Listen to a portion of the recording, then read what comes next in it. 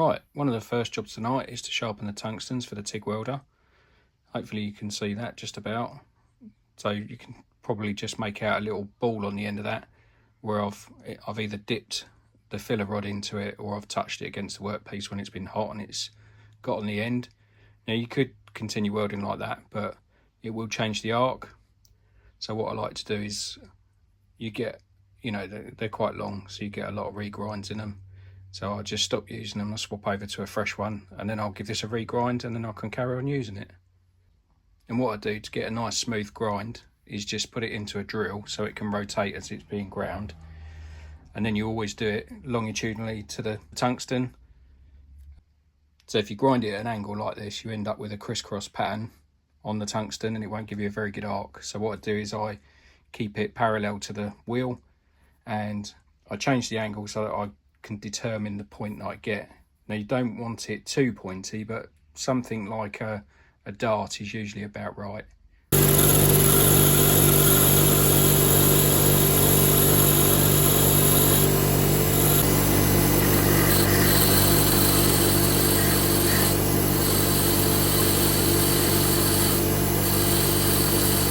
There we go, not the easiest thing to see, but hopefully you can see the type of point that I've put on them. The grind puts all of the lines longitudinally to the tip. Next little job is to strip these down so I can get the dimensions off to John for printing me the 3D inserts. Now you might be looking at that thinking the absolute nemesis of every crawler driver is beadlock wheels. But the good thing with these, if you turn them over, then you just got to take these 5 cap heads out and the rim's actually split in half. So I haven't got to mess about taking all of those tiny little bolts out, which is a bonus. I do like my tools, and this is one of my favourites. This is a DeWalt DCF 680 and it's a gyro screwdriver. So press the button to make it drive, and the more you twist, the more it drives. It's absolutely fantastic and brilliant for little jobs like this.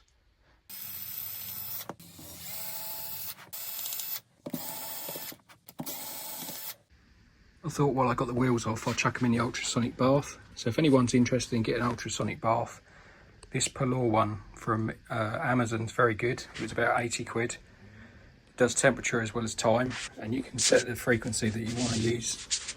So I've just chucked them in, put a bit of dish soap in there, just to break it down a little bit as well. But you could see before how dirty they were. So you just set the time. The only disadvantage is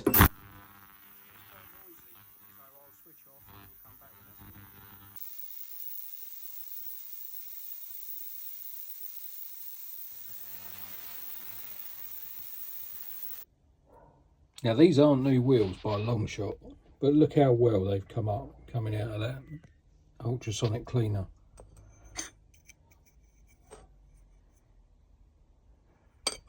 All I've done is given them a very light wipe over with a bit of cloth. They've come up brilliantly.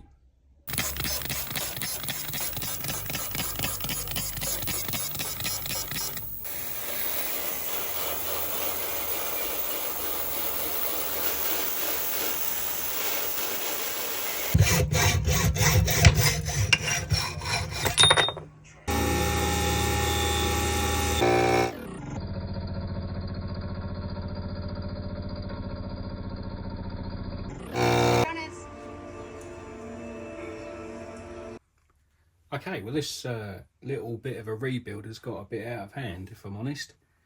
I started to get into the electrics because obviously I mentioned that I've got the faulty receiver.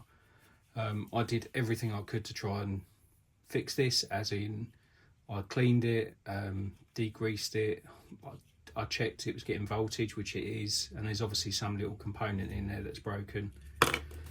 So that's a shame about that, but luckily a friend of mine gave me an updated version as well, which was pretty cool. So I've fitted that in, I've got all the electrics tested and working, so I'm happy with those. Then I start looking at the links. These are all custom links. They are modified from just basically cheap Chinese, probably AliExpress links at the time, and to be honest, they're rubbish, and I think it really lets the model down. So I am going to replace all of these with Traxxas ones. Probably redo the links, depending on if the Traxxas ends go straight on or not. So that's obviously another job, and I've never been happy with the gearbox in this. It's always been quite whiny. I think it's out of an SCX2. I'm not entirely sure, but I run a brushed in this, so I'm very limited on space. But I'm going to tear it out. I'm going to see if I can stop it from whining. Maybe I can upgrade it with something similar, maybe something small as well. So if you've got any ideas, chuck it in the comments. The axles are strip and a grease. I have also got some TRX4 axles that I could put in here, so it's got portals, but I don't know, I quite like the naivety of this model a little bit, if that's what you want to call it. It's basic, it's got some cheap parts on it, but you know, it does the job. It's got a pretty cheap crappy servo in it. Be nice to upgrade that, but obviously it's all gonna cost money. So do I spend money on it, and do I build it up to a, you know, really pucker rig, or do I keep it simple? Don't know. Let me know what you think. The thing I want to do is to modify the suspension a little bit so that maybe the shocks go a bit more inboard. It's packed out with spacers, and I mean, as you can see, I said about these links, they're absolute junk. Now I've got them off. Not really sure why I did it at the time, but I did, and now I'm not very happy with it. So what started off as something small has escalated pretty quick. So a lot of people ask about the rear prop shaft, and what I actually did was I got a TRX4 prop shaft. I machined it in half, and then I've made a plug, because they're actually hollow. I made an aluminium plug to basically extend it by, I think it's about 45mm. But it actually goes up inside the prop shafts as well, so it's really, really strong. I mean, it's been on there a few years and it's been pretty durable. They need a bit of a clean. I'll take them off and chuck them in the ultrasonic bath as well. So just taking the skid out, which has got the motor and everything on, one of the screws, the hex have rounded off, so I had to grind that with a Dremel. So now I need to flip it over, get the other two screws out of the skid, and then we can get out and have a look at the state of the motor and the gearbox. There we go. So just disconnect the motor and gearbox from the speed control. So yeah, got an Axial logo on there, so I'm guessing that's an SCX10 gearbox.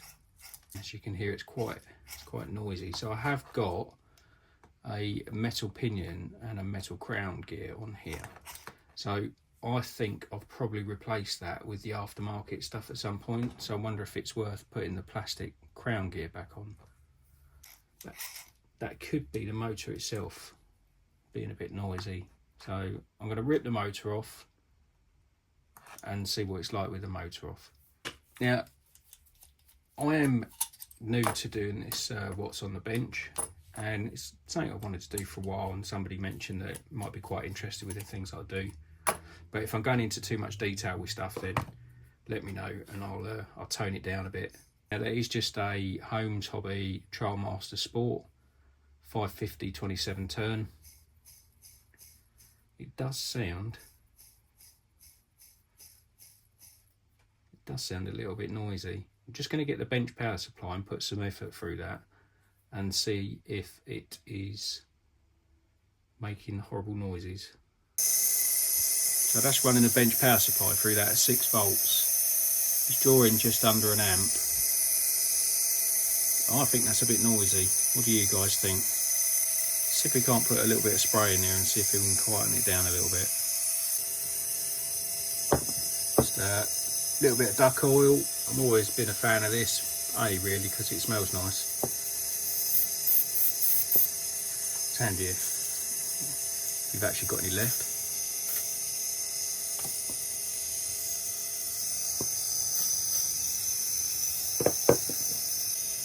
So yeah, with just a little bit of a spray, that's quietened down quite a bit. I wonder if it's worth chucking this in the ultrasonic bath and just seeing if it will quieten down a bit more. Really don't know what to compare it to because I run brushless on most things, but I really haven't got the length. That's what she said. I haven't got the length at the back of the motor to be able to run anything any bigger, so I don't think I could put a brushless in there unless I put one of my 540 axe systems in.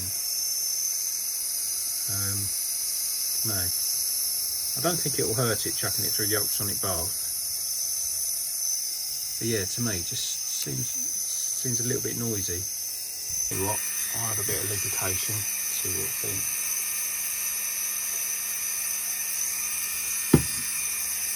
Now, back in the old days we used to use brush motors for racing. A lot of people used to run them in water, a little bit of soapy water, then let them dry out and lubricate them, and it was just to flush out all the sort of machining when they made crap.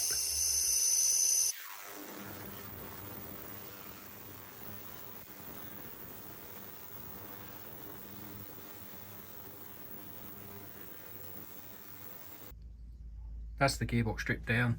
It does have a few signs of water ingress, so I'm going to give that a really good clean out, inspect all the gears again. It will go through the ultrasonic cleaner and get a whole new load of grease. I'll check the bearings as well. If it needs new bearings, I'll put new bearings in, but fingers crossed, once it's all done and rebuilt, it should quieten down a bit. Just a little trick, anyone that uses the ultrasonic cleaner, this is full of water, so all I've done, I've suspended a cut-off bottle with some WD-40 in there just to clean these bearings out. Okay, so we'll wrap this one up here.